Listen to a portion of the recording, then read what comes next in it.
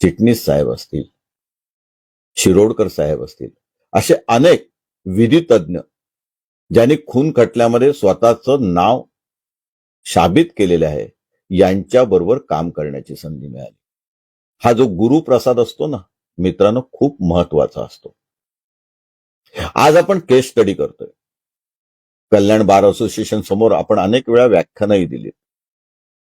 परंतु एखादा खून खटल्यावर चर्चा केली तर नक्की कोर्ट कचेरीत काय झालं, तो खून खटला का शिक्षेला गेला नाही, किंवा तो खून खटला का सुटला, याच्यावर सुद्धा विचार विमर्श करता येतो. आपण तो खटला प्रत्यक्ष अनुभवलेला नसतो. ऑनलाईन वर आपल्याला ते जजमेंट प्राप्त झालेलं असतं. पण निकाल पत्र वाचून खटल्याच्या सर्वच बाजू समजतात असं नाही. म्हणून मित्रांनो, आपण प्रकाश जगताप यांच्या मदतीने हा आत्ता फेसबुक लाईव्हचा प्रयत्न केलेला आहे. जे आत्ता शक्य नाही त्यांना पुन्हा आपण फेसबुकवर येऊन याचं पुनर्प्रक्षेपण सुद्धा करू शकतो. तेव्हा प्रस्तावना संपवताना मित्रांनो, पुढचा 1 तास हा पूर्णपणे तुम्ही एका खटल्याचा अभ्यास करणार आहात. तुम्हाला मी अलिबाग तालुक्यात घेऊन जाणार आहे. अलिबाग तालुक्याची पार्श्वभूमी तुम्हाला मित्रांनो कळली पाहिजे, कारण खून खटला हा राजकीय पार्श्वभूमी असलेला खटला आहे. मित्रांनो, आणखीन एक लक्षात ठेवा, या संपूर्ण प्रक्षेपणाचा, व्याख्यानाचा, चर्चासत्राचा मूळ उद्देश हा नवीन वकिलांना खून खटल्याची कार्यवाहीची माहिती होऊन देणे, बारकावे समजावून सांगणे हा आहे. या चर्चासत्रात, या परिसंवादात, या एपिसोडमध्ये कोणत्याही जीवित अथवा मृत व्यक्तीची बदनामी करण्याचा कोणताही उद्देश नाही. त्यामुळे आपण एक काळजी घेणार आहोत, भान ठेवणार आहोत. वकील म्हणून आपल्या सर्वांचीच ती जबाबदारी आहे. आपण खटल्याचा नंबर, खटल्यातील मूळ आरोपींची नावे आणि साक्षीदारांची नावेही आपण बदलून सांगणार आहोत, किंवा फक्त त्यांचं नातेसंबंध सांगणार आहोत. व्यक्तिविशेषाला महत्व देणार नाही, तर घटनांना महत्व देणार आहोत. पुराव्यातल्या बारकाव्याला महत्व देणार आहोत. म्हणून हे डिस्क्लेमर. तरी सुद्धा कोणाच्या भावना दुखावला जाणार असतील तर आपण सर्वांच्या वतीने पूर्ण मोकळ्या मनाने दिलगिरी व्यक्त करूया, कारण आपला उद्देश हा केस स्टडीचा आहे, एका सत्य घटनेवर आधारित खटल्यावर आहे. मित्रांनो, असेच संदर्भ घेऊन आपण विविध कादंबऱ्या लिहित असतो. माझी 18वी कादंबरी लवकरच प्रकाशित होत आहे. तीही या खटल्यावर बेतलेली आहे, पण पुन्हा संदर्भ बदलून. खटला काय होता, तर खून खटला. एका रात्री ग्रामपंचायतीची निवडणूक, पूर्ववैमनस्य यावरून आरोपींनी संगनमत करून फिर्यादी हा त्याच्या मावशीकडे झोपायला जात असताना, गावातून एका टोकातून दुसऱ्या टोकाला जात असताना, मोटरसायकलवरनं जात असताना त्याला काही आरोपींनी अडवलं, मारहाण केली. तो मोटरसायकल टाकून त्याच अवस्थेत, म्हणजे थोड्या जखमी अवस्थेत, त्याला डोक्याला काही फटका बसला होता, त्या अवस्थेत तो परत उलटा मागे गावाच्या टोकाला असलेल्या स्वतःच्या घराकडे आला. आता इथे तुम्हाला टोपोग्राफी म्हणजे भौगोलिक परिस्थिती विचारात घेतली पाहिजे. मित्रांनो, कोकणातलं गाव सरळ रेषेत असतं आणि मग बारक्या गल्ल्या असतात. गावं छोटी असतात. मग गावातून एक रस्ता एका खिंडीकडे जातो आणि तिथून तो अलिबाग शहराकडे येतो. गावाच्या 500 फुटावरच मुख्य रस्ता, ज्याला आपण अलिबाग रोहा रस्ता म्हणतो, तो राष्ट्रीय मार्ग किंवा राज्यमार्ग आहे. आता या दोन्ही ठिकाणून अलिबागला जायचं असेल तर साधारण, थोडे आपण रेफरन्स बदलूया, 20 ते 22 किलोमीटर अंतर आहे. पोलीस स्टेशन मात्र ज्युरिडिक्शन रेवदंडा पोलीस स्टेशनचं आहे. रेवदंडा पोलीस स्टेशन या गावाच्या पलीकडे एक खाडी आहे, त्या खाडीवर पूल आहे. तिथे रेवदंड्याला गेल्यानंतर रेवदंडा पोलीस स्टेशन लागतं. जखमींना रेवदंडा पोलीस स्टेशनला नेण्यात काहीच अर्थ नव्हता. जास्त जखमी झाले होते.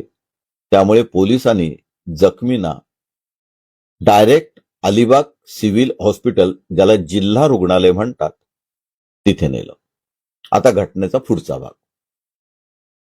हा जो फिर्यादी आहे तो घरी आला. आई वडिलांना घटना सांगितली. फिर्यादी नोकरी करणार आहे. फिर्यादीच्या घराच्या मागेच पोलीस पाटलाचं घर आहे. पोलीस पाटलांना पण बोलवलं गेलं. फिर्यादीच्या घरून फिर्यादीचा मामा जो मयत आहे त्याला बोलवलं गेलं, आजोबांना बोलवलं गेलं. ते याच रस्त्यावरून जिथे मोटरसायकल पडली होती तिथून क्रॉस करून घरी आले, फिर्यादीच्या घरी आले. मगाशी काय सांगितलं, फिर्यादी हा गावाच्या सुरुवातीला राहतो. त्याच्या समोर आरोपींची घरं आहेत, जवळ आरोपींची घरं आहेत, आणि त्याला मावशीकडे जायचं असेल तर पूर्णपणे गाव ओलांडून मागच्या टोक्याला म्हणजे खाडीकडच्या भागाला जायला पाहिजे. आपण थोडी भौगोलिक परिस्थिती डोळ्यासमोर आणलीत तर जास्त लक्षात येईल. आपण असं आलो होतो की आजोबा आणि मामा फिर्यादीच्या घरी आले आणि मग माझ्या भाच्याला का मारलंस असा जाब विचारायला फिर्यादीला घेऊन ते जागेवर गेले. आता यामध्ये पोलीस पाटलाचं स्टेटमेंट झालेलं आहे, ते सगळ्यात महत्वाचं आहे. केस का सुटली याच्यावर आज आपण चर्चा करणार आहोत. हा पोलीस पाटील म्हणजे पोलीस अधिकारीच. गावात काय महत्वाची घटना घडली तर पोलिसांना खबर देण्याची जबाबदारी याची. अर्थात एक वयस्कर माणूस, चांगला माणूस किंवा प्रतिष्ठित माणूस. पण हे सगळे गेले, पोलीस पाटीलही त्यांच्यासोबत गेला.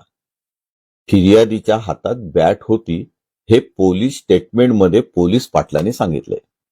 अर्थात पोलीस पाटील दोघांच्याही बाजूचं सांगतोय असं निष्पन्न झालं. घटना तर झालेलीच आहे, पण जाब विचारताना बॅट घेऊन जाणं हा अग्रेसिव्हनेस फिर्यादीचा त्यामुळे रेकॉर्डवर आला.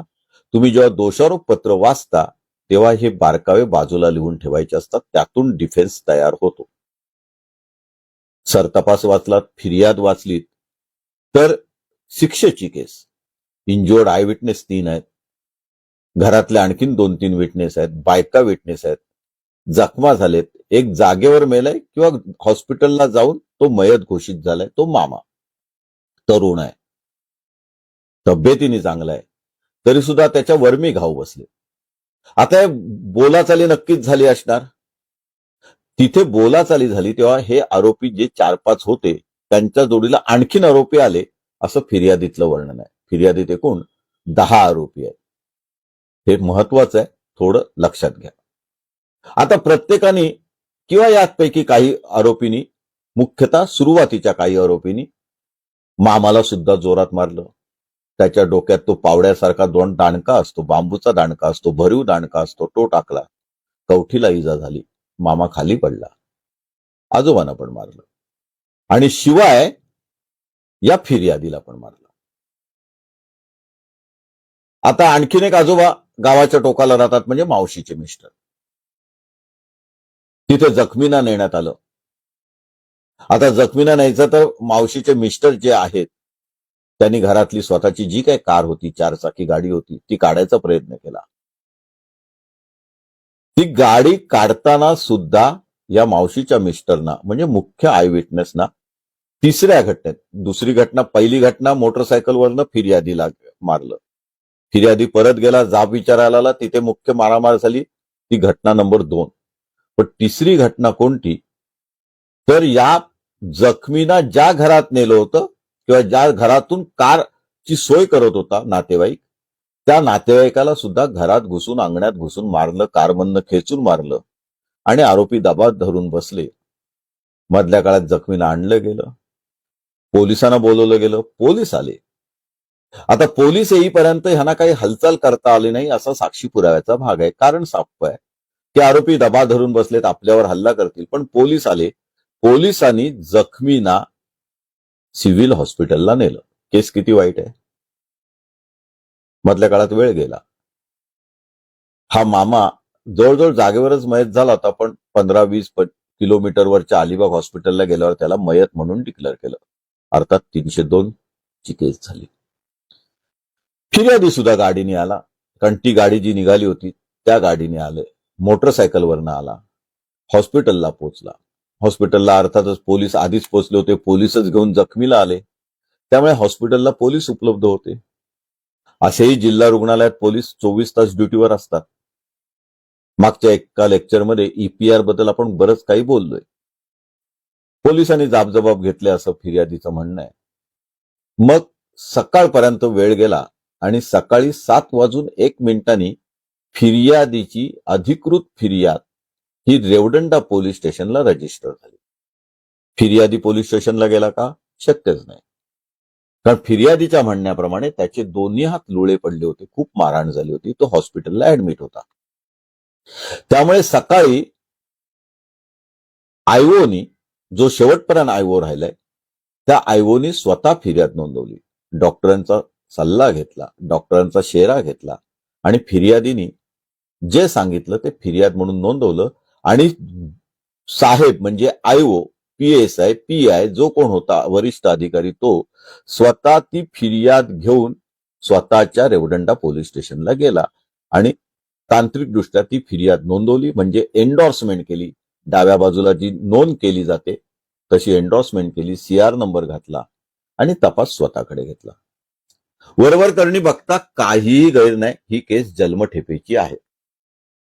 इंज्युअर्ड आय विटनेस आहेत, इंडिपेंडंट आय विटनेस आहेत, नातेवाईक असले तरी अशा वेळी इंडिपेंडंट आय विटनेस पाहिजेतच असं काही सुप्रीम कोर्ट हायकोर्ट म्हणत नाही. त्यामुळे आरोपीची बाजू कमकुवत होती.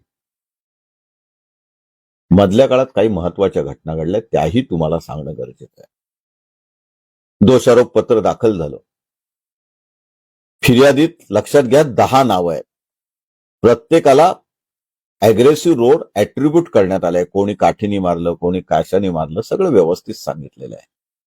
फिर्याद आता रजिस्टर झाले.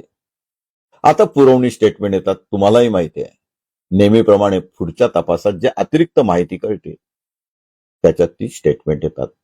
1, 2, 3 पण येऊ शकतात. मग इतर साक्षीदारांची स्टेटमेंट घेतली जातात, जखमींची स्टेटमेंट घेतली जातात. मधल्या काळात जे गंभीर वयस्कर लोक होती ती मुंबईला म्हणजे पुढील उपचाराकरता सरकारी पुढच्या दवाखान्यात गेली होती, त्यामुळे त्यांची स्टेटमेंट झाली. आणि एकंदर संच असा दिसत होता की फिर्यादीप्रमाणे या सर्वांनी गुन्ह्यात भाग घेतलाय. पोलिसांनी प्रामाणिकपणे तपास केला. मी प्रामाणिकपणे हा शब्द जबाबदारीने वापरतोय, कारण पोलिसांनी पुढच्या तपासात खरंच हे 10 आरोपी प्रत्यक्ष जागेवर होते का याची चौकशी केली. कारण सरळ होतं, राजकीय जेव्हा खून खटले होतात तेव्हा फिर्यादीच्या बाजूने काही राजकीय पक्ष उतरतात. इथेही तसं झालं. स्थानिक आमदारांनी एसपींची भेट घेतली, पत्रव्यवहार केला, पोलिसांनी तो दोषारोप पत्रात ठेवला. अस्वाभाविक असं, अनैसर्गिक असं काही नाही. फिर्यादीला अन्याय होते असं वाटलं, तपास योग्य होत नाही, सर्व आरोपींविरुद्ध दोषारोप पत्र दाखल होत नाही, काही आरोपींना जाणीवपूर्वक पकडलं जात नाही, असा त्याचा ग्रह झाला. म्हणून त्यांनी उपोषण सुद्धा केलं, पत्रव्यवहार केला, मुंबई उच्च न्यायालयात गेले. पोलिसांची बाजू सांभाळत होते. दोषारोप पत्रासोबतच पोलिसांनी 169चा रिपोर्ट दाखल केला सीआरपीसी प्रमाणे.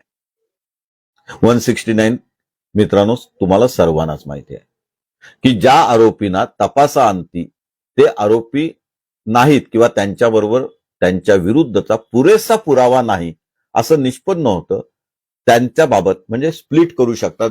इथेही 2 आरोपी जागेवर नव्हते घटनेच्या वेळी. त्यातला एक आरोपी म्हणजे आपण असं समजूया आरोपी नंबर 9, सोप्या भाषेत सांगण्यासाठी, हा जागेवर नव्हता. तर तो त्या दिवशी घटनेच्या वेळी घटनास्थळापासून जवळजवळ 100 किलोमीटरवर नवी मुंबई येथे एका वाढदिवसाला होता आणि त्याने दुपारीच गाव सोडलं होतं. त्याची पेट्रोलची बिलं शोधण्यात आली. वाटेत हायवेला पोलीस चौक्या असतात, तिथे सीसीटीव्ही कॅमेरे असतात, ते कॅमेरे तपासण्यात आले. तो त्याच्या खाजगी गाडीने स्वतः ड्रायव्हिंग करून पोलीस चौक्या क्रॉस करून हायवेवरनं जातोय असंही दिसत होतं दुपारीच. कोयनाडला बाजारपेठेत त्यांनी वाढदिवसाच्या वस्तू विकत घेतल्या. ज्या वाढदिवसाला जायचं होतं त्या डॉक्टरकडे तो गेला आणि रात्री 9:30च्या दरम्यान तो वाढदिवस, नंतर जेवण, तिथले फोटो सगळं पोलिसांनी घेतलं. स्टेटमेंट घेतली लोकांची आणि पोलिसांना निष्कर्ष परत पोलीस आले की आरोपी नंबर 9 हा काही तिथे जागेवर नव्हता. तो रात्री 9 नंतर परत जागेवर येऊन 9:30 वाजता गुन्ह्यात भाग घेऊ शकत नाही. थोडक्यात फिर्यादीने जरी फिर्यादीत नाव घेतलं असेल, मारहाणीत नाव घेतलं असेल, तरी सुद्धा हा आरोपी काही जागेवर नव्हता. थोडक्यात पोलिसांनीच फिर्याद संशयास्पद ठरवायला सुरुवात केली होती. आणि ती प्रामाणिकपणे होती, कारण आरोपी सगळे जेलमध्ये होते, पोलीस कस्टडीत होते. मग पुढे काय झालं मित्रांनो, तर जो आरोपी नंबर 10 फिर्यादीतला आहे, त्या आरोपी नंबर 10 सुद्धा आपण जागेवर नसल्याचा पुरावा दिला. पोलिसांनी त्याचीही खात्री केली. तर आरोपी 10 तर सरकारी नोकरीत होता. एका तांत्रिक शास्त्रीय कंपनीत तो नोकरीला होता. तिथे थंब इम्प्रेशन असतात. ते सगळे पोलिसांनी तपासले, तिथले रेकॉर्ड तपासले, हजेरीपट तपासलं, तर खरंच त्या पूर्ण दिवसभर आणि दुसऱ्या दिवशी सुद्धा हा 10 नंबरचा आरोपी हा सरकारी नोकरीत होता. पोलिसांचा नाईलाज झाला. त्याच्या विरुद्ध दोषारोप पत्रच दाखल केलं नाही. म्हणजे आता राहिले 9 आरोपी. आता या 9 आरोपींविरुद्ध दोषारोप पत्र तर दाखल झालं, पण आरोपी नंबर 9 आणि आरोपी नंबर 10 याच्याबद्दल 169चा रिपोर्ट पण दाखल झाला. पोलीसच म्हणतात की हे आरोपी गुन्ह्यात सामील नव्हते, म्हणून दोषारोप पत्रात आरोपपत्र न दाखल करण्याची कारणं आणि ज्यांच्या विरुद्ध आरोपपत्र दाखल केलेलं नाही त्यांच्या त्या दोघांची नावं होती. चार्जशीटमध्येच होती, दोषारोप पत्रातच होती आणि कारणंही होती. त्या कारणामध्ये संपूर्ण थोडक्यात हकीकत घेतलेली, त्यांचे जबाब नोंदवलेले, ते पुरावे पोलिसांनी जोडलेले. खरं तर खालच्या कोर्टाने हे सगळं बघायला पाहिजे होतं, पण ज्युनियर जज असतात. त्याने कारण असं दिलं की मी कॉग्निजन्स घेतलाय, त्यामुळे मी या 9च्या 9 आरोपींविरुद्ध जसं चार्जशीट आलेली आहे तसं वरती चार्जशीट पाठवते. थोडक्यात वरच्या कोर्टाने काय ते बघावं. कागद अत्यंत बारकाईने जेव्हा तपासले गेले तेव्हा असं लक्षात आलं, जजबाईंनी खाडाखोड केलेली आहे. पण ठीक आहे, 9 आरोपींविरुद्ध चार्जशीट आली, 169चा रिपोर्टचं हिअरिंग झालं. 169चा पोलिसांनी दिलेला रिपोर्ट जेएमएफसी साहेबांनी नाकारला. थोडक्यात पोलिसांचं म्हणणं होतं की 2 आरोपी जागेवर नव्हते, पण चार्जशीटमध्ये 9 आरोपी होते. जशीच्या तशी चार्जशीट स्वीकारल्यामुळे तांत्रिक कारण पुढे दाखवून, म्हणजे मी कॉग्निजन्स घेतलेला आहे, मी आता 169 रिपोर्टवर काही ऑर्डर करू शकत नाही असं दाखवून तो फेटाळला गेला. थोडक्यात बॉल आरोपींच्या ताब्यात आला. आरोपींनी रिव्हिजन केलं. रिव्हिजन कोर्टाने तांत्रिक अडचण दाखवून काही कारण मीमांसा देऊन रिव्हिजन अर्ज फेटाळला. थोडक्यात 169चा रिपोर्ट गुंडाळला गेला. त्यामुळे दोषारोप पत्रात 9 आरोपी, मधल्या काळात 9 आरोपी अटक झालेले, 9व्या आरोपीला पोलीस कस्टडी मिळाली, मॅजिस्ट्रेट कस्टडी मिळाली आणि अन्य 8 आरोपींसोबत 9वा आरोपी सुद्धा जेलमध्ये. आता जेव्हा माझ्याकडे वकीलपत्र आलं तेव्हा आम्ही डिस्चार्जचा अर्ज दाखल केला. जिल्हा न्यायाधीश बदलले, दुसरे आले, तिसरे आले आणि एकदा कधी तो निकाली निघाला. पण जिल्हा न्यायाधीश साहेबांनी ज्यांनी ही सुनावणी घेतली त्यांना डिस्चार्ज अर्ज मंजूर करावा असं काही वाटलं नाही. त्यामुळे त्यांनी आमचा डिस्चार्जचा अर्ज, आरोपी नंबर 9चा अर्ज फेटाळून लावला. साधक बाधक विचार करून ट्रायलला सामोरे जायचं आम्ही ठरवलं, कारण दोषारोप पत्रातले कागद, पुरावा हा आरोपी नंबर 9 तिथे नव्हता हे दाखवणारे होते. डिस्चार्ज झाला नाही, ठीक आहे, आरोपीशी चर्चा झाली, मधल्या काळात काही आरोपींना जामीन झालेले, उच्च न्यायालयाने, मेहरबान उच्च न्यायालयाने जामीन दिलेले. आपण त्या घटनेत जाण्यापेक्षा आपण आता सुनावणीवर येऊया. त्यामुळे आम्ही असा निर्णय घेतला होता की सुनावणीमध्ये जर फिर्याद खोटी दिली आहे किंवा अवास्तव दिली आहे, अतिरिक्तपणे दिलेली आहे, या आरोपींना गुंतवलं गेले, तर जो व्यक्ती 2 आरोपींना किंवा 3 आरोपींना खोटेपणाने गुंतवू शकतो, तिथे नसताना गुंतवू शकतो. आमचा अॅलिबीचा डिफेन्स राहणार होता. पुरावे तर चार्जशीटमध्येच आहेत. तपासी अंमलदारांना अमान्य करता येण्यासारखे नाहीत. त्यामुळे फिर्याद आपल्याला डाऊटफुल ठेवता येईल, ठरवता येईल आणि आपल्याला संशयाचा फायदा मागता येईल. मित्रांनो, साधी तत्व आहे. पुराव्याची शाबिती करण्याची जबाबदारी सरकारी पक्षावर आहे. गुन्हा याच आरोपींनी फिर्यादीत असल्याप्रमाणे केला आहे हे सुद्धा सिद्ध व्हायला पाहिजे. सगळ्यात महत्वाची तत्व लक्षात घ्या.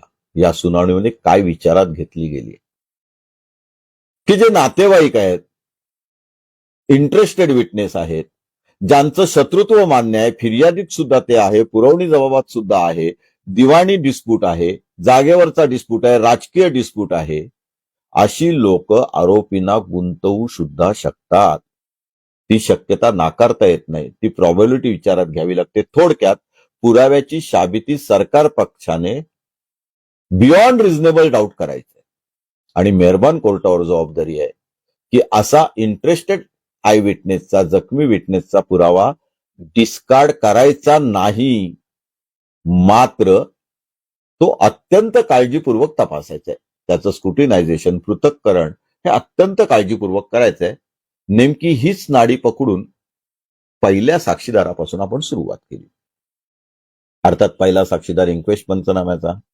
तो इंटरेस्टेड पंच कसा आहे, नातेवाईक कसा आहे, ओळखीचा कसा आहे, पोलीस मित्र कसा आहे, यावरून केलं गेलं. काही जणांना त्यातला भाग कळला नाही. तुमचा जर दोषारोप पत्रावर पूर्ण अभ्यास असेल तर इन्क्वेस्ट पंचनामा किती वाजता झाला हे महत्वाचं आहे. लक्षात घ्या मित्रांनो. इन्क्वेस्ट पंचनामा 7:15 आहे सकाळी, डेड बॉडीचा पंचनामा. आणि इन्क्वेस्ट पंचनामा आयोनी केलाय.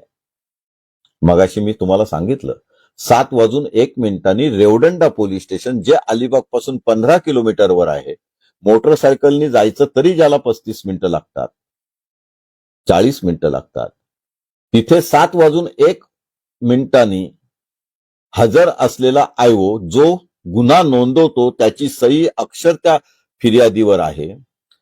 तो फिर्याद हॉस्पिटलमध्ये नोंदवून फिर्याद नोंदवायला रेवदंडा पोलीस स्टेशनला जातो आणि परत अलिबागला येतो. 15 मिनिटात हे अशक्य आहे. 7 मिनिटात जाऊ शकत नाही विमानाने सुद्धा आणि परत सुद्धा येऊ शकत नाही. पण इथे 7:15 7:30 दरम्यान इन्क्वेस्ट पंचनामा झालाय.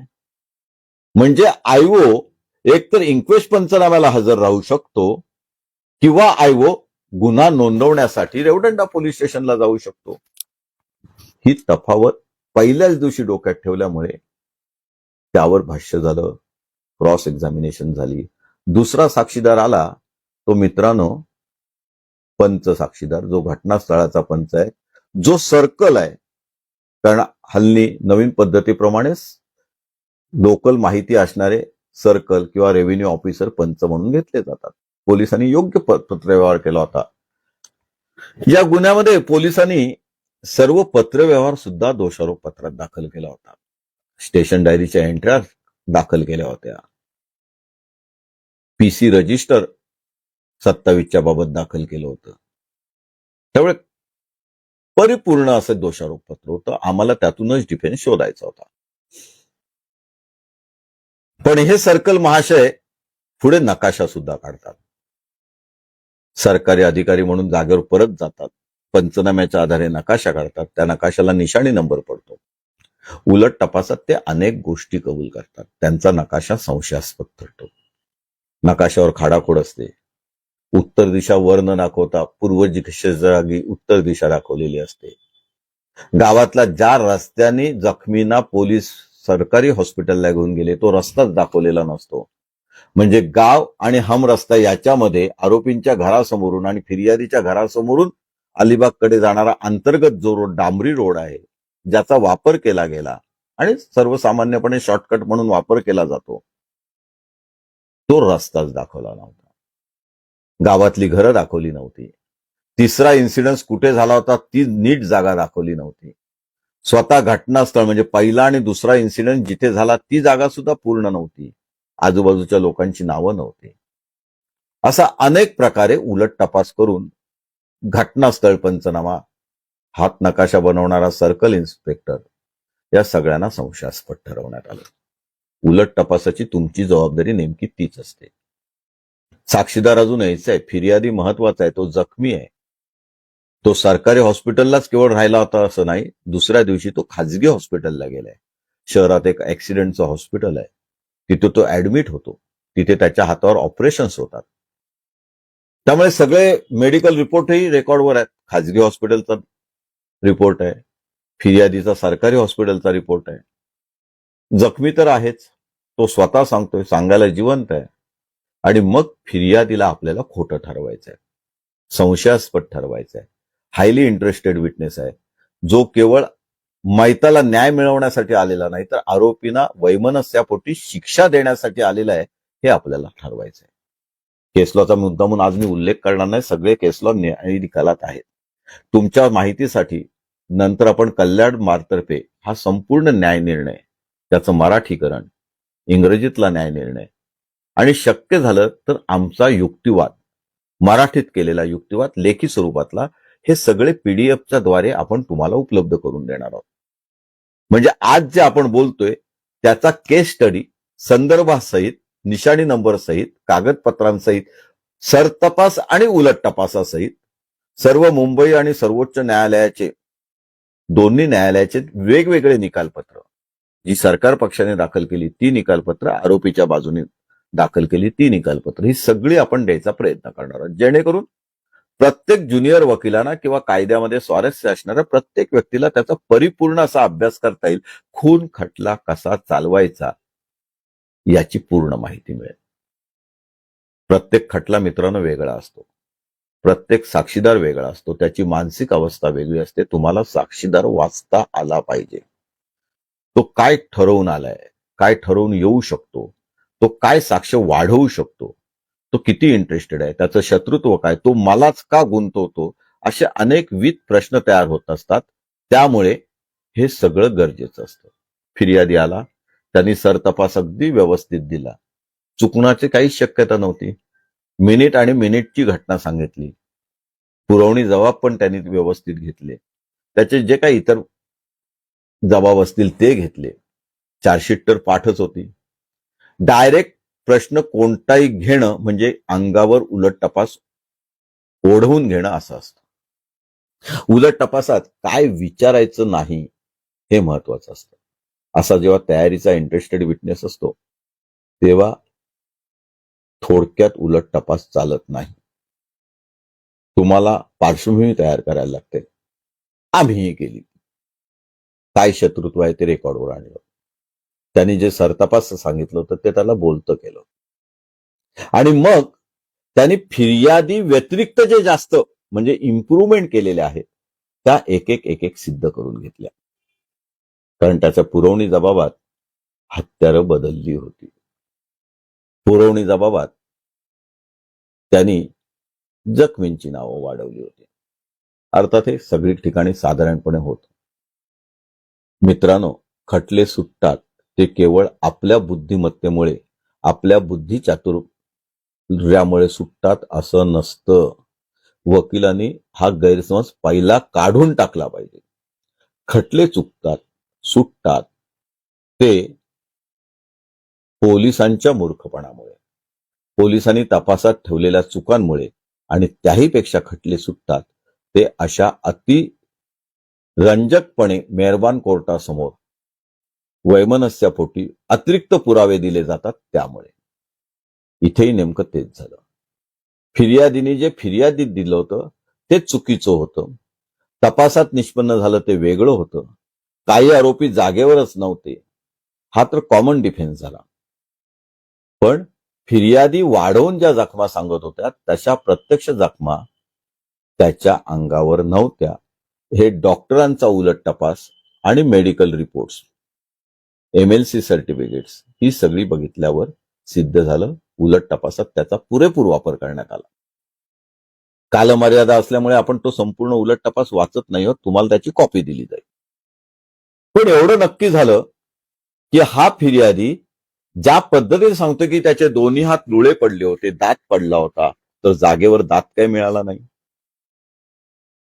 मेडिकल रिपोर्ट प्रमाणे त्याचा दात फक्त हलत होता आणि तो नंतर एका डेंटिस्टकडे जाऊन काढण्यात आला. 2-3 दिवसांनी काढण्यात आला. मधल्या काळात अगेन्स्ट मेडिकल ऍडव्हाइस सरकारी हॉस्पिटलमधनं हा फिर्यादी फिर्याद दिल्यानंतर निघून जातो. डिस्चार्ज सर्टिफिकेट नाही. त्यामुळे सरकारी हॉस्पिटलवर अविश्वास दाखवून हा त्याच्या ओळखीच्या त्याच्या घराजवळच्या अलिबाग शहरातल्या एका ऍक्सिडेंट हॉस्पिटलमध्ये ऍडमिट होतो. आता ही जी काही प्रोसिजर आहे ती पाळली गेली नव्हती. डिस्चार्ज सर्टिफिकेट नव्हतं, पोलिसांचा रिपोर्ट नव्हता, खाजगी हॉस्पिटलने त्याला ऍडमिट करून घेतलं. ही एमएलसी रजिस्टर्ड केस होती, सीआर नंबर दाखल झालेला आहे. त्या डॉक्टरांनी जी काळजी घ्यायला पाहिजे होती ती घेतली नव्हती. ते डॉक्टर नंतर येणार होते, परंतु यांना आधी बांधून घेणं पाहिजे. परंतु दुसऱ्या दिवशी म्हणजे फिर्यादीच्या दुसऱ्या दिवशी हा माणूस पुरवणी स्टेटमेंटसाठी रेवदंडा पोलीस स्टेशनला 15 किलोमीटरवर पोहोचतो. जो माणूस खाजगी हॉस्पिटलला ऍडमिट आहे, ज्या माणसावर त्या दिवशी ऑपरेशन दाखवलेलं आहे, तो माणूस रेवदंडा पोलीस स्टेशनला कसं पोहोचू शकेल? त्याचे तर दोन्ही हात लुळवे पडलेत. उलट तपासात त्याच्याकडनं काही ऍडमिशन्स घेण्यात आल्या आणि असं लक्षात आलं की हा माणूस खोटं बोलतोय, खाजगी हॉस्पिटलला अतिरिक्त उपचार दाखवतोय. हे ऑपरेशन सुद्धा संशयास्पद आहे. बरं, याचा योग्य तो रेकॉर्ड कोर्टासमोर नाही. मग त्यांनी सारवासारव करताना पोलीस हॉस्पिटलला आले होते, त्यांनी जबाब घेतला. ही सगळी जी काही युक्तिवाद असतात, युक्त्या कृत्या असतात त्या केल्या होत्या. कारण याच्यामध्ये एक तज्ज्ञ वकील होते, स्पेशल पब्लिक प्रॉसिक्युटर होते, त्यांची शासनाने खास नेमणूक फिर्यादीच्या अर्जावरनं केली होती. त्याबद्दलही उलट तपास झाला. इंटरेस्टेड विटनेस दाखवण्यासाठी हे सगळे सराउंडिंग सर्कमस्टन्सेस घेणं गरजेचं असतं. मग ते उपोषणाच्या गोष्टी निघाल्या, ते फोटो निघाले, त्याला निशाणी नंबर पाडून घेण्यात आलं, आमदारांचं पत्र निघालं, हायकोर्टमध्ये जे रिट पिटिशन केलं होतं, पोलिसांविरुद्ध तक्रार केल्या होत्या त्या निघाल्या. जामीन अर्जाला विरोध करण्यासाठी जी ऍफिडेव्हिट म्हणजे प्रिव्हियस स्टेटमेंट असतात, कोर्टासमोर केलेली ऍफिडेव्हिट्स असतात, त्यातले इम्प्रुव्हमेंट, कॉन्ट्राडिक्शन सगळं निघालं. कारण दुसऱ्या वकिलांनी ऍफिडेव्हिट भरलेली, त्यावेळेला डोक्यात जामिनाला विरोध करणं एवढंच असतं आणि जामिनाला विरोध करण्यासाठी फिर्यादीची कॉपी पेस्ट केली जाते. पुरवणी स्टेटमेंट काय झालं त्याप्रमाणे काय ऍफिडेव्हिट बदललं गेलं पाहिजे, घटनेबद्दल, जखमांबद्दल, आरोपींच्या अस्तित्वाबद्दल त्याची काळजी न घेतल्यामुळे पुरवणी स्टेटमेंटमध्ये जरी हत्यारं बदलली असतील तरी सुद्धा फिर्यादीप्रमाणेच ऍफिडेव्हिट जामिनाच्या वेळी आली. आता ही जी प्रिव्हियस स्टेटमेंट आहे याचा योग्य वापर निशाणी नंबर देऊन उलट तपासात करण्यात आला. म्हणजे साक्षीदार हा वेळोवेळी वेगवेगळी स्टेटमेंट कोर्टासमोर, पोलिसांसमोर पुरवणी जबाबामध्ये देतोय असंही सिद्ध झालं. पण त्यापेक्षा महत्वाचा उलट तपास झाला तो फिर्यादीला संशयित ठरवण्यासाठी, फिर्याद खोटी ठरवण्यासाठी. मित्रांनो, लॉ सेट इन मोशन हा एक प्रकार असतो. घटना घडल्यानंतर पोलिसांना पहिली माहिती कोणी दिली ती प्रथम खबर होते. ती कॉग्निझेबल ऑफेन्सची असेल आणि ती लिहून घेतली असेल, थोडक्यात असेल तरी ती फिर्याद होते. आणि त्यानंतर जर पोलीस स्वतःहून तपासाला लागले तर लॉ सेट इन मोशन होतो. मग ती फिर्याद कोर्टासमोर असणं अत्यंत गरजेचं आहे. इथे नेमकं या फिर्यादीकडून कबूल करून घेण्यात आलं की तो जेव्हा हॉस्पिटलला गेला तेव्हा पोलीस आले होते, पोलिसांनी जबाब घेतला, तो हाताने लिहून घेतला, ते जबाबावर त्याची सही झाली, तो मजकूर बरोबर होता, खात्री केली आणि त्यांनी अनवधानाने ते कबूल केलं. कदाचित हे खरंही असतं, तुम्हाला तुक्का लावायचा असतो, रिस्क घ्यायची असते. पण आता असं लक्षात आलं की घटनास्थळावरनं 12 वाजता हॉस्पिटलला सगळे जखमी नातेवाईक गेल्यानंतर, सगळ्यांशी चर्चा केल्यानंतर जी पहिली खबर आली ती पोलिसांनी हॉस्पिटलला 12 वाजता घेतली होती. मग ही 7:01 जी काही खबर आहे, जी टाईप केलेली खबर आहे, ती कधी केली? नंतर त्याच्या तोंडातून आलं 4 वाजता सुद्धा पोलीस चौकशी करत होते, जबाब लिहून घेत होते. खरंही असेल, पण संशय निर्माण झाला. आणि मग ही 7 वाजताची फिर्याद, त्याच्यावर तर त्याची सही आहे, ती एकच कोर्टासमोर आहे. म्हणजे कोर्टासमोरच्या जी काही निशाणी नंबर पडलेली फिर्याद आहे त्याच्या अगोदर आणखी 2 फिर्यादी घटनेबद्दल याच फिर्यादीच्या घेतल्या होत्या असं त्याच्याच तोंडातून आलं. बरं तो जखमी होता तर इतर लोक होती त्यांच्याकडनं पण फिर्याद घेता आली असती. 12 ते सकाळी 7 या 7 तासाच्या वेळेत पोलिसांना शक्य असूनही फिर्याद घेतली नाही. याही पुढे जाऊन त्यांनी असं कबूल केलं की गावात पोलीस आले तेव्हा सुद्धा त्यांनी प्राथमिक चौकशी केली, काही गोष्टी लिहून घेतल्या. त्यामुळे इतक्या फिर्यादी घेण्याच्या संधी असून सुद्धा जर पोलीस वाया घालवत असतील आणि फिर्यादी स्पष्टपणे कबूल करत असेल की माझी फिर्याद घेतली गेली, तर त्या फिर्यादी म्हणजे प्रथम स्टेटमेंट FIR कोर्टासमोर का नाही, हा मोठा प्रश्न तयार झाला. अनेक खटल्यामध्ये होतो. हे उलट तपासातलं स्किल असतं. तुम्हाला संशय निर्माण करायचा असतो. त्यामुळे त्या फिर्यादी नाहीत. त्या फिर्यादी नसल्यामुळे ही जी फिर्याद आहे ती आफ्टर थॉट होते, नातेवाईकाशी चर्चा केल्यानंतर होते. तपासात त्यातले 2 आरोपी जागेवर नव्हते हे निष्पन्न झाले आणि शिवाय फिर्याद लिहून घेणारे इन्स्पेक्टर त्यावेळी हॉस्पिटलला होते की नाही हाच संशय निर्माण झालाय. जर असतील तर इन्क्वेस्ट पंचनामा खोटा ठरतोय. त्यामुळे तपासी अंमलदारांना सुद्धा गुंतवण्यात आलं. फिर्यादीच्या जखमांवर झालं. जेवढं तो सांगत होता अतिरंजितपणे तेवढ्या जखमा प्रत्यक्ष मेडिकलमध्ये नव्हत्या. इतर जखमींबद्दल तो सांगत होता तशा जखमा प्रत्यक्ष मेडिकल सर्टिफिकेटमध्ये नव्हत्या. माहित्याच्या बाबतीतही तसंच एक्झॅगरेटेड स्टोरी झाली आणि मग तपास टोपोग्राफीकडे वळतो. मग गावातली रचना, आजूबाजूला जर घरं आहेत तर ती मदतीला का नाही आली, जर लागून आरोपींची घरं आहेत तर त्यांनी लोक म्हणजे मामा कंपनी, आजोबा कंपनी घटनास्थळ ओलांडून येताना त्यांच्यावर हल्ला का केला नाही, किंवा घटनेनंतर दुसरा इन्सिडेंट झाल्यानंतर परत कुठेही हल्ला का झालेला नाही, पोलीस आल्यानंतर आरोपी कुठे गेले, आरोपींना जागेवरच का पकडलं नाही, जागेवर हत्यारं म्हणजे ताणके वगैरे मिळाले होते, त्या व्यतिरिक्त खरंच हत्यारं होती का, हे सगळे प्रश्न निर्माण झाले. सजेशन झाली, फिर्यादी संपला, मग आय विटनेस आले. आय विटनेसना सुद्धा अशाच प्रकारे उलट तपासणी झाली. त्याच्यानंतर महत्वाचा पार्ट होता तो 27चे पंचनामे, रिकव्हरी पंचनामे. 3 आरोपींकडनं रिकव्हरी दाखवली होती. सगळं पद्धतशीर होतं. म्हणजे bail register, police custody register, logbook register, पंचांना बोलवल्याचं पत्र, ते पत्र सरकारी कार्यालयात गेलं, मग तिथून सरकारी पंच आले, ती आल्याबद्दलची आणि जाण्याबद्दलची सगळ्या स्टेशन डायरी, मग निवेदन पंचनाम्याची स्टेशन डायरी, त्या सगळ्या वेळा जुळवून अगदी पद्धतशीर तपास होता. संशयाला कुठे जागा नव्हती.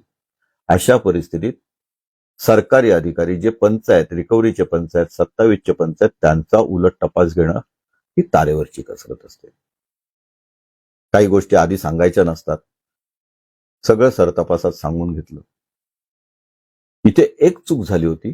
स्टेशन डायरीचं बारकाईने अवलोकन केलं, बेल रजिस्टरचं अवलोकन केलं, तर आरोपीला पोलीस कस्टडीतून बाहेर किती वाजता काढलं आणि निवेदन पंचनाम्यावर सही करण्या अगोदर किती मिनिटं काढलं याच्यावर तफावत होती. पंच जागेवर किती वाजता आले म्हणजे पोलीस स्टेशनला किती वाजता आले, तिथून किती वाजता निघाले, पंचांना बोलवायला जो हवालदार गेला होता तो किती वाजता गेला, याच्यावरनं बरीच क्रॉस झाली. थोडक्यात निवेदन पंचनामा संशयास्पद वेळेनुसार ठरला. पण निवेदन पंचनाम्यावर आरोपीची सही होती. बरं, फोटो जोडले होते. आरोपी जागेवर जातात, तिथे स्वतःच्या घरासमोरील फाट्यांची जी झोपडी केली असते, ज्याला आपण खोपटी म्हणतो, तिथून तो दांडका काढून देतात. त्यानंतर दुसऱ्या दिवशी मुख्य आरोपी असतो, तो त्याच्या घराजवळून एक वस्तू काढून देतो, शीक काढून देतो, त्या शिगेला रक्त असतं. असं सगळं पंचनाम्यात जे असतं ते सगळं होतं. पण तरी सुद्धा काही गोष्टी आडव्या आल्याच. जो पंचनामा ज्या जागेवर झाला ती जागा तर पोलिसांना पहिल्या दिवसापासून माहिती होती. घटनास्थळाला रस्त्याला लागूनच असलेली ती झोपडी होती. फाट्यांमध्ये बांबू सहज उपलब्ध होऊ शकतात. जागेवर तर आधीच हत्यारं काही मिळाली होती, म्हणजे बांबू किंवा लाकडाच्या काठ्या वगैरे ज्या काही त्या मिळाल्या होत्या. पुरवणी जबाबात लाकडाच्या दांडक्याचा स्टंप झाला होता. आता स्टंप हे क्रिकेटचं सामानातला, बॅट घेऊन गेल्याचा रेफरन्स पोलीस पाटलाच्या साक्षीत आहेत. पोलीस पाटील तपासत नाहीत. इंडिपेंडंट आय विटनेस असलेला पोलीस पाटील एकच या चार्जशीटमध्ये, त्यालाच तपासलं नाही. आला असता तर त्यांनी खरं सांगितलं असतं. खरं सांगितलं असतं तरी आरोपीची अडचण नसती, तर फिर्यादीची अडचण झाली असती. म्हणजे फिर्यादी अग्रेसिव्ह आहे हेही सिद्ध झालं असतं. म्हणून सरकार पक्षाने त्याला टाळलं. संयुक्तिक कारण काय कोर्टासमोर आलं नाही. त्याचाही विचार कोर्टाला करावा लागला. मग इतर जे जखमी होते, कारण 2-3 जे काय 27चे पंच आहेत त्यांची बरीच उलट तपासणी झाली आणि अनेक गोष्टी तपासातल्या तफावती, चुका, तांत्रिक चुका हे सगळं रेकॉर्डवर आलं. आता उरलेले आय विटनेस यायला लागले. स्त्रिया आल्या, त्या खोट्या कशाला बोलतील, पण एक्झॅगरेटेड स्टोरी जी फिर्यादीने सांगितली होती ती त्यांना सांगावी लागली. ज्यांच्या घरी ती कार काढताना तिसरा इन्सिडेंट झाला त्यांना तपासण्यात आलं, तेही जखमी. ते खोटं कशाला बोलतील, हा सरकार पक्षाचा होरा. पण तफावती निघाल्या, इम्प्रुव्हमेंट, कॉन्ट्रडिक्शन सगळं निघालं. मग प्रिपॉन्डरन्स ऑफ प्रॉबेबिलिटी खाली अशक्यता सुद्धा घ्यायच्या असतात, त्याप्रमाणे अशक्यता घेता आल्या की हे खरंच तपासाच्या वेळी किंवा घटनेच्या वेळी तिथे होते का, हे जर इतके जखमी झाले असतील तर अशा पद्धतीने भाग घेऊ शकतात का, आणि खरंच जर घटना सोडवायला गेले तर ह्यांच्यावर किती जखमा व्हायला पाहिजेत. फिर्यादी सांगतोय, जखमी लोक सांगतायत, त्याप्रमाणे जर सर्व आरोपींनी भाग घेतला, प्रत्येकाच्या हातात लाठ्या काठ्या आहेत, शिगा आहेत, लाकडी स्टंप आहेत, असे विविध हत्यार आहेत, त्वेषाने मारायचं आहे. राजकीय वैमनस्य आहे, जागेवरचं वैमनस्य, आणि आता मारायचंय. घटना तर घडले, तर अशा वेळी त्वेषाने मारल्यावर ज्या जखमा व्हायला पाहिजेत, ज्या पद्धतीने फ्रॅक्चर्स व्हायला पाहिजेत, हाडं तुटायला पाहिजेत, तशा जखमा या लोकांच्या सुद्धा नव्हत्या. बरं, माहिताचे कपडे उशिरा दाखल झाले समजू शकतो, पण जी लोक हॉस्पिटलला रक्ताने भरलेल्या कपड्यांनी गेली होती ते कपडे पोलिसांनी लगेच का नाही जप्त केले, हा एक प्रश्न निर्माण झाला. थोडक्यात इंटरेस्टेड आय विटनेस व्यतिरिक्त इंडिपेंडंट आय विटनेस भर गावात मध्यवर्ती ठिकाणी घटना असूनही मिळू शकला नाही पोलिसांना, ही एक दुबळी बाजू झाली. मग सीडीआर रेकॉर्ड आला, आयओची साक्ष झाली, सर्वच गोष्ट काय असं सांगून त्यातला सुरसपणा जाईल. पण मित्रांनो, काही महत्वाच्या लक्षात घ्या. टेलिफोन टॉवर सीडीआर रिपोर्ट याची जी माहिती येते त्याचा अभ्यास तुम्हाला करायला लागतो. त्या कोणत्या परिघात टेलिफोन टॉवरच्या आरोपी त्यावेळेला होते, जखमी त्यावेळेला होते, हे सिद्ध करण्याची जबाबदारी सरकार पक्षाची होती. बरं, सीडीआरची माहिती आरोपी नंबर 9 आणि 10च्या बाबतीत आलेली आहे, सीसीटीव्हीची माहिती आलेली आहे, त्यामुळे पोलीस तपासात त्यांचा वापर केलेला आहे. पण फिर्यादीच्या बाबतीतला सीडीआर रिपोर्ट बघता, माहिताचा सीडीआर रिपोर्ट, इतर जखमींचा सीडीआर रिपोर्ट कोर्टासमोर नव्हता. पोलिसांनी, आयओनी मोठ्या खुबीनी टॉवर रेकॉर्डचं एक स्टेटमेंट बनवलं होतं. घटनेच्या वेळी आरोपी कोणत्या टॉवर खाली आहेत हे तपासलं गेलं, तर ते घटनास्थळापासून रस्त्याने 12 किलोमीटर पलीकडे, खाडीच्या पलीकडे एक विक्रम इस्पात कंपनी आहे, स्पॉन्ज आयनचा प्रोजेक्ट आहे, त्याच्या कॉलनीमध्ये असल्याचा उल्लेख आला, कारण टॉवर तिकडे होता. आता ते एरियल डिस्टन्स किती, गावातल्या मोबाईलला तेच टॉवर लोकेशन येतं, हे काय सरकार पक्ष सिद्ध करू शकला नाही. पण रेकॉर्डवर घटनेच्या वेळी आणि घटनेनंतर सुद्धा, अटक होण्याच्या वेळी सुद्धा आरोपी तिकडे आहेत, म्हणजे गावाच्या पलीकडे आहेत, खाडीच्या पलीकडे आहेत, खाडीतून पळून गेल्याची पोलिसांची केस नाही, हा एक संशयाचा फायदा मिळाला. दुसरं महत्वाचं, जे जखमी आहेत त्यांचं टॉवर लोकेशन नव्हतं, आणि जे 2 आरोपी 169 मध्ये होते, ज्यांचा 169 रिपोर्ट नाकारलाय, रिव्हिजन फेटाळलंय, डिस्चार्ज अर्ज फेटाळलाय, जामीन अर्ज मंजूर झालाय, त्यामुळे त्यांना ट्रायल फेस करायला लागले आरोपी नंबर 9ला, त्याचं सीडीआर रेकॉर्ड प्रमाणे सुद्धा आयओला बांधून घेण्यात आलं की तो घटनेच्या दिवशी तिथे नव्हता असण्याची शक्यता नाही, म्हणजे एलिबी सिद्ध करून घेण्यात आली. याकरता डिफेन्स विटनेसची आता गरज नाही, जी पारदर्शकपणे कोर्टासमोर आहे, सीडीआर रिपोर्ट आहेत, सगळ्या गोष्टी आहेत, त्यामुळे हे सगळं टाळण्यात आलं. सरकार पक्षाने खूप मोठा युक्तिवाद केला. आयोगाकडनं अगदी गोड बोलून त्याचा तपास कसा योग्य आहे तेही आणण्यात आलं, राजकीय वैमनस्य आणण्यात आलं. आमदारांनी या घटनेस्थळावर कशी भेट दिली होती, सांत्वनासाठी आमदार कुटुंबीय कसे आले होते, आणि नंतर जिल्हा पोलीस अधीक्षकांची भेट कशी घेतली, हे सगळं रेकॉर्डवर आलं. आणि दुर्दैवाने फिर्यादीने जे रिट पिटिशन दाखल केलं होतं पोलीस तपासाला तक्रार करणारं आणि इतर आरोपींना वाढवणारं, थोडक्यात 169चा रिपोर्ट खोटं ठरवणारं आणि 169च्या आरोपींविरुद्ध आरोपपत्र दाखल करण्यासाठी जे काही रिट पिटिशन ऍफिडेव्हिट दाखल केली होती त्याच्यासोबत कागदपत्रांची यादी दाखल केली होती, त्याच्यात हे आमदारांचं पत्र होतं. त्यामुळे सगळी ती ऍडमिटेड डॉक्युमेंट्स होती, त्याचा योग्य वापर आयोच्या शेवटच्या साक्षीत करण्यात आला आणि मग आयोग गोंधळला. त्याची दोलायमान स्थिती झाली. त्याचा अर्धा तपास खरा आहे असं त्याला सांगायला लागलं. अर्धा तपास तोही खरा आहे, पण त्याच्यात फिर्याद खोटी ठरते हेही कबूल करावं लागलं. काही आरोपीचा सीडीआर दुसऱ्या गावातला आहे हे कबूल करावं लागलं. त्याही पलीकडे जाऊन त्यांनी नोंदवलेली फिर्यादी संशयास्पद आहे, त्यातल्या वेळा ह्या चुकीच्या आहेत हेही लक्षात आलं. आणि सर्वात महत्वाचं म्हणजे पुन्हा फिर्यादीची साक्ष विचारात घेता जे आयोची म्हणजे तपासी अधिकाऱ्याची साक्ष झाली होती त्याच्यामध्ये फिर्याद जी कोर्टासमोर आहे त्या फिर्यादीच्या व्यतिरिक्त फिर्याद FIR या नोंदवल्या गेल्या होत्या असं फिर्यादी बोलतोय, त्या कोर्टासमोर नाहीत हे वदवून घेण्यात आलं. अर्थातच संशयाचा फायदा जेव्हा साक्षीदार अतिरंजितपणे सांगतात, वाढवून साक्ष देतात, त्याला 2-2, 3-3, 4-4 वकिलांची मदत होते. नाटकासारखी प्रॅक्टिस करून तो एक शब्द पाठ करून येतो, तेव्हा अशा साक्षीदारांची साक्ष जास्त घातक असते. ती पोपटपंची असते, पण वस्तुस्थितीला धरूनच असते असं नाही.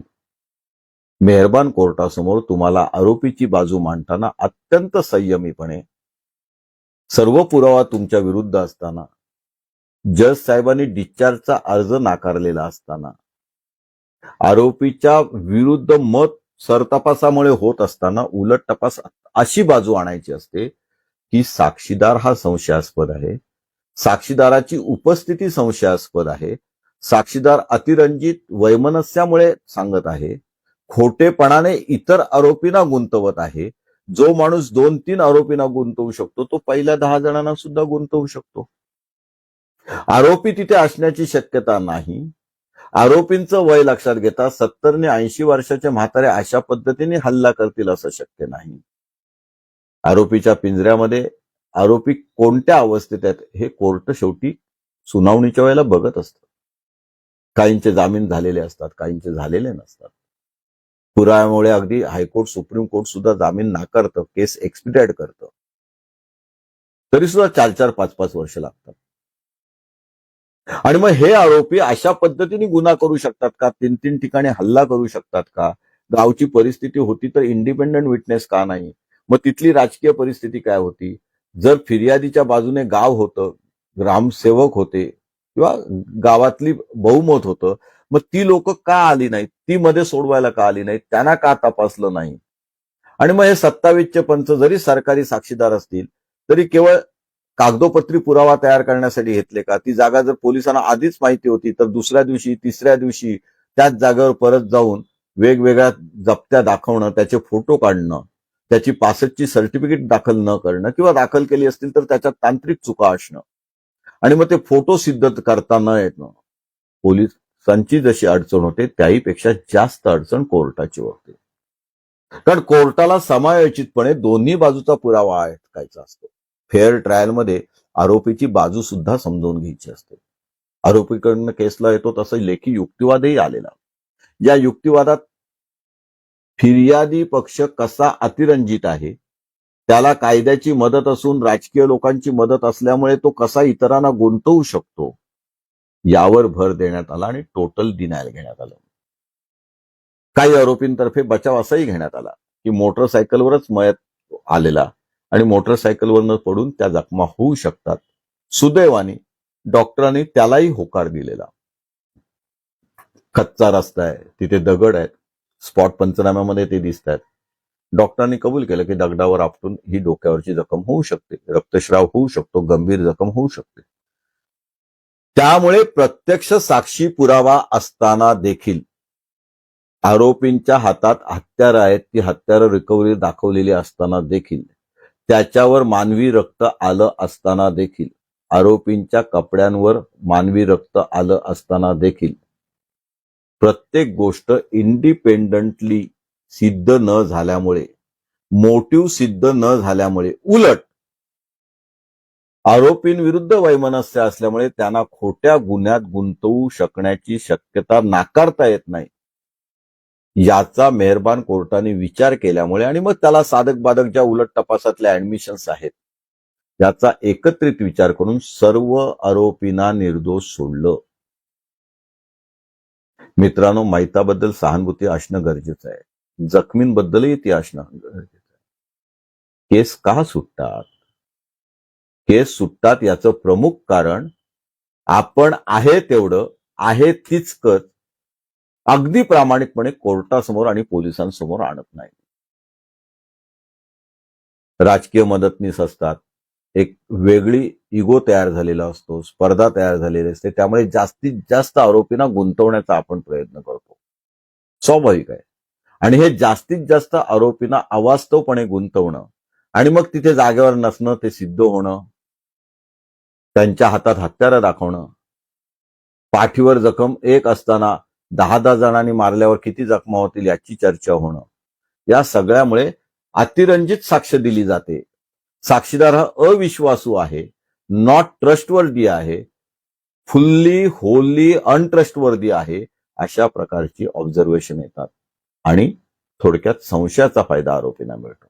घटना घडली नाही असं नसतं, पण न्यायदान करताना न्यायाधीशाला ती घटना तशीच घडली आहे, साक्षीदार नैसर्गिक आहेत, स्वाभाविक चुका कबूल आहेत, थोड्याशा ओमिशन इम्प्रुव्हमेंट इकडे तिकडे चालू शकतात, पण घटनेच्या मुळाशी जाणारा ज्या घातक इम्प्रुव्हमेंट आहेत त्या का केल्या, पुरवणी स्टेटमेंट कोणत्या परिस्थितीत घेतली गेली, ती कोणत्या तारखेला घेतली गेली, याचा सगळ्याचा विचार करावा लागतो. आणि दोषारोप पत्राप्रमाणे आरोप सिद्ध झाले नाहीत हे नाईलाज म्हणून न्यायाधीशांना कळवावं लागतं, आरोपींना सोडवावं लागतं. मित्रांनो, वकील म्हणून आपली जबाबदारी असते. सामाजिक जबाबदारी, मानसिक जबाबदारी, आपली तार्किक शक्ती, हे सगळं बाजूला ठेवायचं असतं. तुमच्याकडे जे आरोपी आलेत त्यांची बाजू नीट ऐकून घ्यायची असते, त्यांना समजून घ्यायचं असतं, कागदपत्रांचा पूर्ण अभ्यास करायचा असतो, सुरुवातीलाच आपला डिफेन्स फिक्स करायचा असतो. त्या दृष्टीने कुठे कोणाची उलट तपासणी कशी करायची हे दोषारोप पत्रात लिहून ठेवायचं असतं, पाहिजे तर वेगळं रजिस्टर करायचं असतं. साक्षीदारांची इंडिपेंडंटली काय नातं आहे, कोणत्या परिस्थितीत ते आले, पुरवणीच्या बाबत काय वाढ केली, काय बदल केला, हे सगळं व्यवस्थित लिहून ठेवायचं असतं. आणि मग शास्त्रीय पुरावे असतील किंवा तांत्रिक पुरावे असतील यांच्या सही शिक्क्याच्या नकला मिळवायच्या असतात. दोषारोप पत्रात जे नाही त्यांच्या माहितीच्या अधिकारात कागदपत्र मिळवायचे असतात. हे सगळं कशासाठी सांगतोय की तुमच्याकडे जेव्हा एखादा खून खटला किंवा हाफ मर्डर येतो किंवा कोणताही सेशन केस येते, आपण बऱ्याच वेळेला आळसपणा करतो. कागदपत्रांची, कोर्टातल्या कागदपत्रांची आणि आपल्या दोषारोपातल्या कागदपत्रांची पडताळणी करत नाही. तेच कागद आहेत का, कोर्टात कोणते अतिरिक्त कागद आहेत का, त्याच्यात खाडाखोड आहे का, त्याच्यात झेरॉक्स प्रती आपल्याकडे आल्यात का, जे कागद नाहीत ते का नसावेत याचा अभ्यास आपण करत नाही. थोडक्यात अर्धवट तयारीने बऱ्याच वेळेला अनेक वकील सेशन कोर्टात उतरतात. न्यायाधीशांची मतं वेगळी असतात, त्यांची साक्षी पुरावा नोंदवण्याची पद्धत प्रत्येकाची वेगळी असते. काही न्यायाधीश प्रिज्युडाइज सुद्धा असतात, पण बरेच न्यायाधीश तुमची जर उलट तपासणी अभ्यासपूर्ण आहे, टू द पॉइंट आहे आणि तुम्हाला हुकमी ऍडमिशन्स तयार असलेल्या विटनेस कडून जो शिकून आलेला आहे त्याच्याकडनं मिळतात, हे बघितल्यावर न्यायाधीश तुमच्या बाजूने विचार करू लागतो, संशयाचा फायदा देऊ लागतो. आणि हा सगळ्याचा क्युम्युलेटिव्ह इफेक्ट म्हणून, एकत्रित इफेक्ट म्हणून मग केस लॉ वाचले जातात. तुमचे केस लॉ तुम्ही एआय वरनं घेत जाऊ नका. केस लॉ साठी एआय ची मदत घ्या, गुगल सर्चची घ्या, इतर जेवढे सॉफ्टवेअर आहेत त्यांची मदत घ्या, पण केस लॉ ची पूर्ण प्रिंटआउट काढून तो केस लॉ तुमच्या फॅक्टशी जुळतोय का, त्याचा फायदा आरोपींना होऊ शकतो का, याची देखील काळजी घ्या. सरकार पक्ष काय करतंय, पोलीस काय करतायत, कोणत्या पद्धतीने साक्षीदाराला तयार करून आणतात, यावर सुद्धा तुमचं बारीक लक्ष पाहिजे. सरकार पक्ष कोणते साक्षीदार घेऊ शकणार नाही किंवा घेण्याचं टाळेल याचाही ठोकताळा तुम्हाला बांधता आला पाहिजे. आणि हे सगळं झालं तर बरेच खटले सुटू शकतात. फक्त आपल्या डोक्यात नशा येता कामा नये की माझ्यामुळे केस सुटली, माझ्या हुशारीमुळे सुटली असं काही नसतं. कागदपत्रात कमकुवत दुवे असतात, ते तुम्हाला शोधायचे असतात. त्याचं श्रेय फार तर तुम्हाला जाऊ शकतं.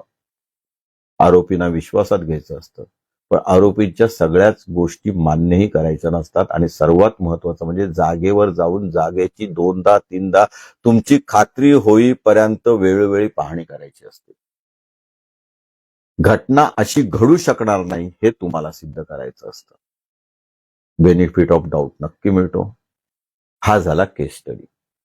याच्या संदर्भित कागद मित्रांनो तुम्हाला नक्की पाठवले जातील. ज्यांना पाहिजेत त्यांनी जगताप सरांकडे पुढच्या आठवड्यात संपर्क साधावा. मधल्या काळात या सगळ्या कागदपत्रांच्या PDF बनवणं चालू आहे. मित्रांनो, ह्याचा पुन्हा एकदा सांगतो, उद्देश कोणाचाही अपमान करणं, उपमर्द करणं, कोणाची बदनामी करणं असा नाही. हा केस स्टडी आहे. वस्तुस्थितीवर एक केस सुटली, ती का सुटली, कारण चर्चा कशाही झाल्या तरी तुम्हाला वकील म्हणून ती केस का सुटली, आपल्या पुढे अशा प्रकारची केस आली ज्याच्यात आय विटनेस आहेत, जखमी आहेत, अपरंटली सकृत दर्शनी केस शिक्षेची आहे, तरी आपल्याला ती सोडवायचा प्रामाणिक प्रयत्न करायचा आहे. अशा वेळी असे केस स्टडी, अशी जजमेंट उपयोगी पडतात, कारण त्याच्यात दोन्ही बाजूची जजमेंट कोर्टाने डिस्कस केलेली असतात. इथेही अनेक प्रत्येक मगासपासून ज्या घटना बोललो आपण, या प्रत्येकावर कायदेशीर तत्व म्हणून दोन्ही पक्षांनी, म्हणजे आरोपीच्या बाजूने आम्ही याचा फायदा आरोपींना का दिला पाहिजे, आणि सरकार पक्षाने हे पुरावे दुर्लक्षित करण्यासारखे कसे आहेत, माणसं तर मेलीत ना, साक्षीदार खोटं कशाला बोलतील, आरोपीने तर मोठा गुन्हा केलेला आहे, संगनमत करून एक मेलेला आहे, 3-4 जण खूप जखमी झालेली आहेत, त्यामुळे जन्मठेपेची मागणी केली होती, स्वाभाविक आहे. त्यामुळे दोन्ही प्रकारचे केसला तुम्हाला पाहायला मिळतात. ज्यांना इंटरेस्ट आहे त्यांनी सरकारी वकील बनायला हरकत नाही. त्यामुळे सरकार पक्षाची बाजू काय असते ती कळते. मित्रांनो, आज आपण प्रश्नोत्तर घेणार नाही. त्यामुळे तुम्हाला जर काही प्रश्न असतील तर कॉमेंट्समध्ये जरूर विचारा. कल्याण बार असोसिएशनकडे लेखी स्वरूपात ते पाठवा. तुमच्या प्रत्येक प्रश्नाचं उत्तर देण्याचा पुढच्या फेसबुक लाईव्ह मध्ये प्रयत्न केला जाईल. तुमचे प्रश्न विचारात घेतले जातील. कल्याण कोर्टात कधी आलो तर त्यावरही भाष्य करता येईल. परंतु हा खटला अत्यंत महत्वाचा होता, राजकीय दृष्ट्या देखील, सामाजिक दृष्ट्या देखील. पुन्हा एकदा सांगतो, खटले सुटतात ते चुकीचा पुरावा नोंदवला गेल्यामुळे. इथे अतिरंजित पुरावा नोंदवला गेला, फिर्यादीचा उत्साहीपणा अंगाशी आला, जखमांबद्दलची त्याची साक्ष अविश्वसनीय ठरली, डॉक्टरची साक्ष त्याच्या विरुद्ध गेली, ती संशयास्पद ठरली. मग PM रिपोर्ट, PMचे साक्षीदार हे सगळे गौण ठरतात. ती केवळ खोगीरभरती ठरते. त्यामुळे प्रत्यक्षदर्शी साक्षीदार, जखमी साक्षीदार, तपासात रिकव्हरी पंच आणि IO हे सगळ्यात महत्वाचे साक्षीदार कशा पद्धतीने तुम्ही डिसबिलीव्ह करू शकलात यावर त्या खटल्याचं संपूर्ण भवितव्य अवलंबून असतं. सर्वांना मी शुभेच्छा देतोय. सर्वांचे आभार मानतोय की तुम्ही अचानक गुगल मीट सोडून फेसबुक लाईव्ह वर आलात. तुम्हाला पुन्हा एकदा ही ऐकण्याची संधी फेसबुकवरून नक्की मिळेल. माझं जे विलास नाईक म्हणून YouTube चॅनल आहे त्याच्यावर सुद्धा हा व्हिडिओ रेकॉर्ड केला जाईल.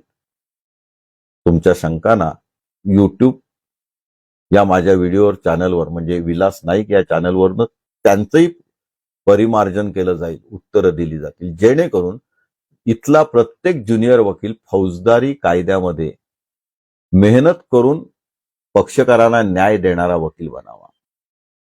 इथे आलेला प्रत्येक वकील, ज्याला सरकारी वकील बनायचं आहे, त्यांनी नक्की काय काळजी घेतली पाहिजे याची देखील माहिती मिळेल. शिक्षेला केस नेण्यासाठी काय परिश्रम घ्यावे लागतात, काय अवधानं ठेवायला लागतात, काय चुका टाळायला लागतात हे येईल. तसंच तपासामध्ये तपासी अंमलदारांनी काही काळजी घेतली पाहिजे, काही चुका टाळल्या पाहिजेत, दोषारोप पत्रातील फटी कशा शोधल्या पाहिजेत, कोर्टात कोणत्या पद्धतीने दोषारोप पत्र बघितलं जाईल याचा अंदाज कसा ठेवला पाहिजे, प्रावधान कसं ठेवलं पाहिजे, या सगळ्यावर चर्चा होऊ शकते. YouTube चॅनलला, विलास नाईक या चॅनलवर तुमचं स्वागत आहे. सबस्क्राईब करा. फेसबुकवर सुद्धा आहे. आणि या सगळ्याचा उद्देश आम्ही आता 40 वर्ष पूर्ण केली, निवृत्तीकडे झुकतोय. अनेक सेशन केसेस चालवल्या, सरकारच्या बाजूने शिक्षाही खूप घेतल्या, महाराष्ट्रात रेकॉर्ड केले. आतापर्यंत 18 कादंबऱ्या खून खटल्यावर किंवा पुस्तकं आली. त्या सगळ्याचा तुम्ही फायदा घेताय. समाज माध्यमाचा फायदा ज्युनियर वकिलांनी घ्यावा, त्यांच्यात आत्मविश्वास वाढावा, ते स्वतःच्या ताकदीवर मर्डर केस चालवू शकावेत किंवा सरकारी वकील म्हणून केस शिक्षेला कशी जाईल याच्यासाठी काळजी घ्यावी. थोडक्यात वकिलांची तयारी घ्यावी, या उदात्त हेतूने हा व्हिडिओ केलाय. तुम्ही सर्वजण आलात. मी पुन्हा एकदा कल्याण बार असोसिएशनचे विशेषतः प्रकाश जगताप, मनोज जाधव यांचे खूप खूप आभार मानतो. आज आपण इथेच थांबूया. जय हिंद, जय महाराष्ट्र. मी थोडा वेळ